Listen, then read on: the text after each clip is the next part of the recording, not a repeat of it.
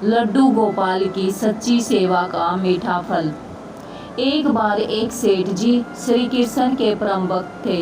वह घर पर लड्डू गोपाल जी ले आए। सेठानी से कहने लगे कि इनकी सेवा करना, इनको सुबह शाम भोग लगाना। सेठानी को उनकी सेवा करना बहुत मुश्किल लगता था। उसका मानना था कि मुझे बच्चों की देखभाल से समय नहीं मिलता, मैं ठाकुर जी की सेवा कैसे करूं। एक दिन उसने लड्डू गोपाल जी को अपने बंगले के बगीचे में मिट्टी खोद कर दबा दिया। अपने पति को कहा कि लड्डू गोपाल जी चोरी हो गए।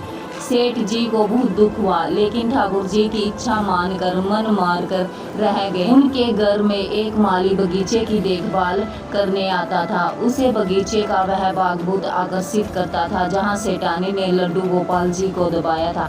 एक दिन उसने उस बाग को खोदा तो उसे लड्डू गोपाल जी मिल गए। वह भागा भागा सेठानी जी के पास गया और उत्साहित होकर सेठानी को बताने लगा कि देखिए, मुझे बगीचे में से लड्डू गोपाल जी मिले हैं। सेठानी ने उसी समय उसे नौकरी से निकाल दिया और कहा कि अपने लड्डू गोपाल जी को भी लेते जाओ।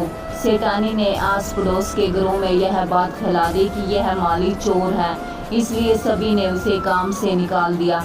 सेठानी के मन में था कि कहीं माली बगीचे में से ठाकुर जी के मिलने की बात उसके पति को ना बता दे, इसलिए उसने यह सारा षड्यंत्र रचा।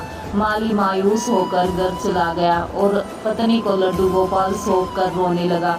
पत्नी ने कहा कि रो क्यों रहे हो, यह तो अच्छी बात है कि आप लड्डू गोपाल को घर पर लेकर आए हैं। माली ने सारी बात अपनी पत्नी को बताई कि कैसे लड्डू गोपाल के मिलते ही उसकी नौकरी चली गई। इसमें अच्छी बात क्या है। पत्नी ने पति को दिलासा दिया और कहा कि ईश्वर पर विश्वास भी उन्होंने कुछ अच्छा ही सोच रखा होगा। माली ने लड्डू गोपाल जी को साफ कर स्नान कराया और उन्हें घर के मंदिर में स्थापित कर भोग लगाया। जो मिट्टी ठाकुर जी के साफ करने के बाद मिली थी, उसने अपने पति से पूछा कि इसका क्या करूं। माली ने कहा कि बाहर आंगन में इतनी सारी मिट्टी पड़ी है, उसमें फेंक दो। पत्नी ने मिट्टी बाहर पड़े ढेर पर फेंक दी। अब माली का 2 वक्त का गुजारा भी बहुत मुश्किल से हो रहा था, क्योंकि उसके चोर होने की झूठी खबर के कारण उसे सभी ने नौकरी से निकाल दिया था। एक दिन एक व्यक्ति उसके घर के पास से गुजर रहा था। उसके घर के बाहर पड़ी मिट्टी में बहुत सुंदर फूल खिले देखे तो उसने माली को बाहर बुलाया। उसने पूछा कि क्या तुम इन फूलों के बारे में जानते हो। माली ने कहा कि मैंने यहाँ यह फूल उगने से पहले कभी नहीं देखे थे, मुझे इन फूलों के बारे में जानकारी नहीं है।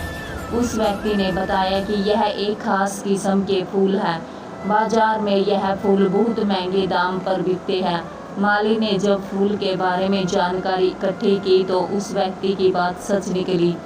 वो फूल खास किस्म के थे और बहुत महंगे दाम पर बिकते थे। अब उसने उन फूलों की खेती बड़े पैमाने पर करनी शुरू कर दी। कुछ ही वर्षों में वह धनवान बन गया। उन दोनों पति पत्नी ने निश्चय किया कि ठाकुर जी की सेवा में विघ्न ना आए, इसलिए हम बच्चा नहीं करेंगे।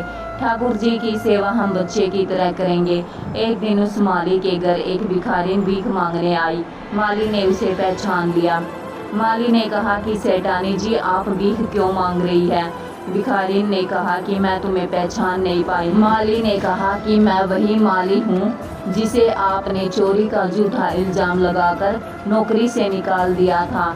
मैं आज तक इस बात से परेशान हूँ कि आपने ऐसा क्यों किया था। तब सेठानी ने कहा कि मेरे पति की मृत्यु हो गई है और जिन बच्चों की देखभाल करने के लिए मैंने ठाकुर जी को मिट्टी में दबाया था, उन्होंने मुझे घर से बाहर निकाल दिया। मैं अब भीख मांगकर गुजारा करती हूँ। मैंने तुम पर झूठा इल्जाम इसलिए लगाया था कि कई बगीचे में से लड्डू गोपाल निकालने के बाद तुम मेरे पति को ना बता दो। माली ने कहा कि अब आप परेशान ना हो, आपकी सेवा मैं करूँगा, क्योंकि कारण चाहे जो भी हो, लेकिन आपकी वजह से मुझे लड्डू गोपाल जी मिले और उन्होंने मेरा जीवन बदल दिया। राधे राधे दोस्तों।